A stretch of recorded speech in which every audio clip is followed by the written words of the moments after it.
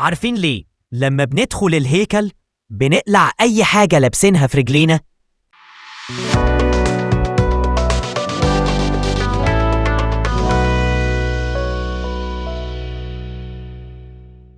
زمان ولما الله ظهر لموسى في العليقة، موسى كان مبهور من المنظر وحب موسى يقرب من المنظر الجميل ده.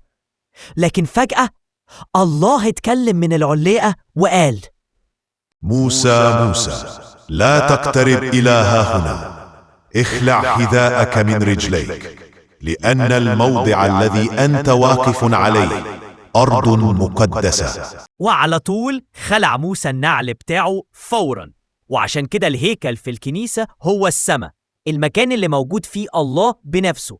فأي حد يدخل الهيكل لازم يخلع أي حاجة لابسها في رجلي، لأن الهيكل مكان مقدس جداً وسر من أسرار الكنيسة الكتيرة جداً جداً.